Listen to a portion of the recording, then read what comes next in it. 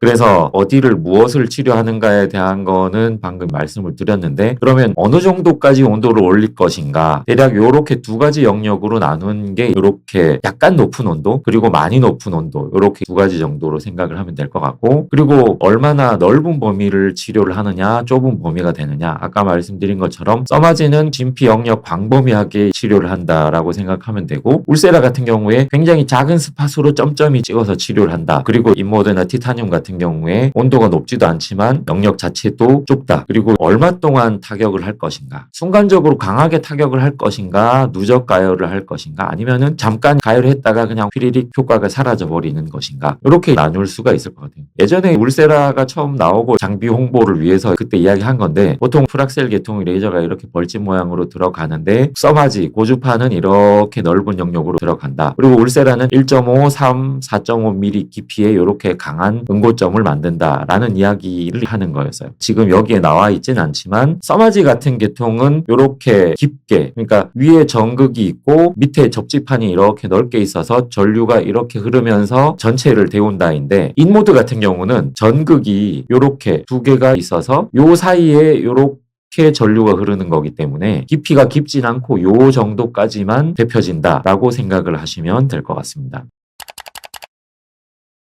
치료 원리는 여기에 있는 콜라겐을 이렇게 변성을 시켜가지고 거기에 새로운 콜라겐이 만들어지게 만든다라는 개념인데 일단 이 콜라겐을 어느 정도 온도까지 올리면 얘네들이 굉장히 강하게 수축을 합니다. 그게 1차적인 리프팅 효과라고 생각을 하면 되고 수축된 거 말고도 그 주변부의 적당한 온도에서는 섬유화 세포가 활성화되면서 콜라겐 재생이 잘 생긴다. 이런 내용을 보여주는 건데 1세대, 2세대 울세라에서 같이 이런 이야기를 하고 있는 건데 그러니까 일시적으로 염증 수축이 일어나고 염증 반응이 일어나고 콜라겐 재생이 돼서 성숙하면서 탄력이 더 생긴다. 좀 쉽게 말씀을 드리면 이런 콜라겐 다발들 젊을 때 이렇게 많던 게 나이가 들면서 이렇게 점점 탄력이 떨어지고 성기게 되고 이렇게 된 걸 어떤 강한 열을 줘가지고 얘네들을 수축시키고 못 쓰는 콜라겐이 되고 나면 나중에 이 부분에 콜라겐이 새로 생성이 되면서 더 싱싱하고 많은 콜라겐이 생긴다라는 게 모든 피부과 탄력 치료의 원리라고 말씀드렸는데 이 그림이 양극성 고주파 이야기예요. 엘로스 테크놀로지라 그래서 예전에 폴라리스라는 장비 인모드가 만들어지기 전에 있던 양극성 고주파 지금은 효과가 별로 없어서 쓰고 있진 않지만 폴라리스라는 장비가 양쪽으로 이렇게 전류가 흘러가도록 만드는 거였었어요. 전류가 잘 흘러가고 깊게 흘러가도록 만들기 위해서 여기 표피는 냉각을 하면서 안쪽으로 다이오드 레이저로 열을 주면 그 열이 받아서 온도가 올라간 곳으로 전도가 더 잘 되기 때문에 깊이까지 침투한다가 회사들의 이야기였지만 실제로 그렇게 깊게까지 침투 잘 안 해가지고 효과가 별로 없어서 퇴출이 됐죠.